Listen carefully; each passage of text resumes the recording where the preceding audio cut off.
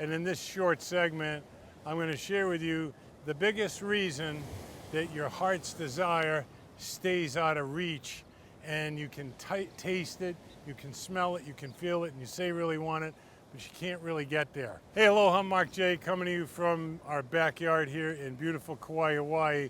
And in this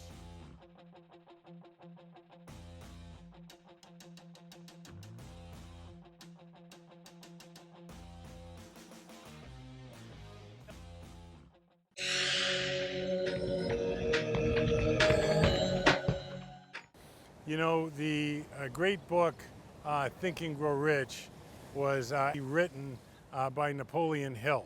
And in that book, Napoleon Hill was just a young cub reporter when the richest man in the world, Carnegie, said, listen, I want you to go on this study. It'll take you 20 years, and I'm not going to pay you. But you're going to learn the secrets of the wealthy. I'm going to give you a letter of introduction.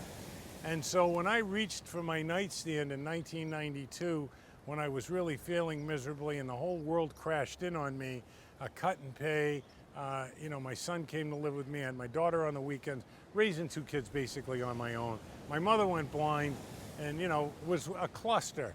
And fortunately, that opened me up.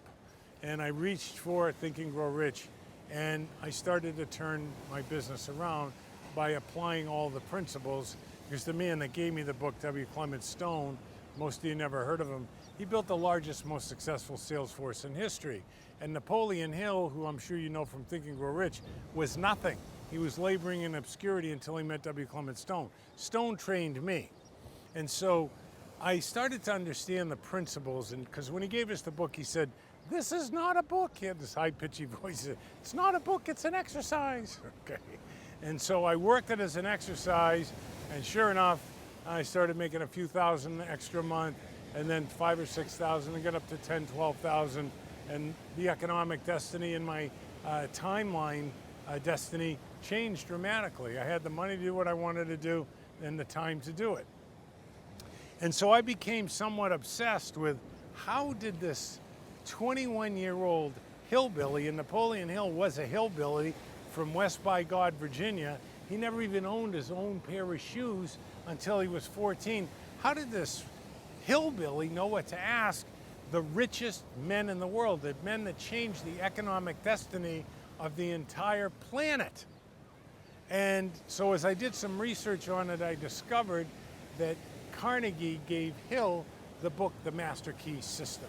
And inside so that's really where everything in Think and Grow Rich comes from. It's really a blue-collar version of the Master Key System. And Hanel explains in there that our problems stem, and this is a quote, from ignorance of our own true interests. Ignorance of our own true interests. So one of the reasons we don't manifest is it's really mommy or daddy's or the conditioning that we've had that we think is going to make us successful, but it's really somebody else's standard. And so when you do find your heart's desire, and we'll be putting out a lot of information for you, it's all over the site, about how to get this simple idea that we are what we think about all day long. You see, knowing that and having a successful life is not the result of an intellectual exercise. I know that you can understand my words, you can read the books that I read, but that won't make you 10 cents and it won't change anything. It's all in the application and building new mental habits. So let's get back to Hanel. So Hanel said, we're ignorant of our own true interests. So you're going to go through a process with us, we hope, over a period of time, and you're going to find your heart's desire. You know, if you're anything like me, I was in my mid-40s, and I wept at my kitchen table when I started to think back, when did I actually have a burning desire for something? Like I wanted it with every fiber of my being. And it wasn't the girl in high school, it wasn't the girl in college, although I wanted to date them and, whatever, have a relationship. It wasn't the MGB, it wasn't the Triumph, it wasn't the job. It wasn't even making the team, and I love sports. The last time that I had that burn that was a healthy, all-consuming burn was when I was 8 years old. And I wept because I realized everything I had picked after that was somebody else's idea. They weren't all bad, and I got some of them and enjoyed them. That's not what I'm saying. What I'm saying is they weren't from my heart's desire. So once you find your heart's desire and you're really listening to your heart, still we don't make progress. And here's why. It's only one of two things. Number one is refusal to let go of what we no longer need. So let me give you a little story for that. There's a monkey in Africa that these particular tribes like to catch. We don't need to bother with what they use them for, but they like to catch these monkeys, and they're impossible to catch. They're so fast. So what they do is they take these jars and they carve a hole in the jar and they put bananas in there, and then they seal the top. And the monkey comes along and he puts his hand in the jar, and he cannot get his hand out of that jar unless he lets go of the banana. And guess what? They never do. They never do. Now, I know what you're thinking. I'm not a monkey. I'd let go. You know, I know the difference between a banana and liberty. And the question is, do you? Because I didn't. And I refused to let go of what I no longer needed because of what's known as the gap. You know, you've got to jump across the life that you know and let it go for the life that's waiting for you. And there's a perfect compass right here. And there's a perfect plan. Your subconscious mind has already seen everything it needs to see to manifest your heart's desire. Who's in the way? You, hanging on to old ideas. Let me give you some of mine. As soon as my son graduates high school and goes on to college, then I'll get serious about the business. As soon as summer's over, then I'll get serious about the business. When my mother's sick, it's taking up all my time. I'm never there for my kids. I need to be at summer. The list goes on and on and on of circumstances, and here's the hilarious part. We created those circumstances in the first place. And we've already been over this on one of those Thursdays, that if you want to know what you really believe, this is cause. Both actions and results are effects. So number one, the monkey won't let go of the banana. What are you hanging on to that you no longer need? Here's a really simple affirmation for you. It is now safe to give up my good for my greater good. It's now safe to give up my good for my greater good. And I want to tell you something about parenting. I'm a parent of two.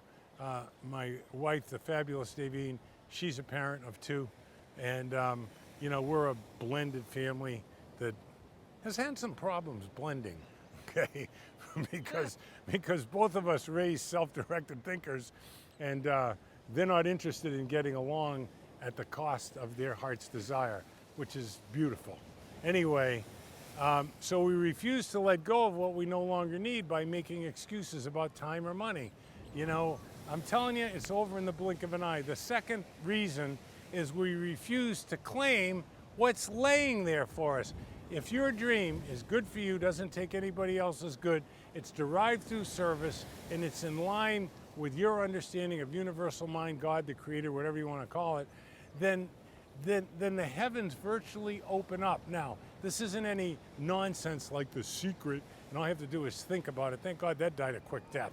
But basically, you've got to do the work. These things will be impelled towards you, but you need to take action, because Hanel also wrote in that masterpiece, The Master Key System, knowledge doesn't apply itself. Read less, think more. I'm assuming that you're viewing this because you're looking to improve yourself. So just let me ask you a question. Are you like me? I think you probably are. Are you like my wife, the fabulous Davine? I read self-help book after self-help book after self-help book, and nothing changed. Get my hopes up, crash. Get my hopes up. Sounded good, and that's because while you consciously understand it, you haven't penetrated the subconscious mind and created thought habits that will manifest a different life. And the first thing you got to do is let go of the life that you have so that you can claim the life that's waiting for you. It's your primal power. It's your birthright. And I'm talking to particularly parents at this point. If you have kids, the very best thing that you can do for your kids is to follow your dream yourself. I wonder sometimes how nuts my beautiful son Derek must have thought I was, because I'd say, you can be anything you want to be. He'd say, well, why are you selling shrimp? Well, I have to pay. all the excuse, I have to pay the rent so you can do this and you can have a better life. He didn't turn out that way. I made a big mistake when he went to college. I gave him the book Think and Grow Rich, and he went to college and read the book and said, I don't need the college anymore, I got the book, right, of how to manifest. And he's a manifested maniac too, which is fantastic. So, the bottom line is, the monkey, it's really easy to say, well, I would let go of the banana, I wouldn't give up my liberty for a banana. But you're looking at a guy that did and then learned a different way. So subscribe down below. Really love to hear your comments about this metaphysical metaphor, how that's working for you, and anything that you'd like us to share with you. Hit the link, share this with people, and hit that little bell so when we put out one of our 2 weekly videos every week, you'll get notified. Peace be the journey. Follow your heart. It never lies.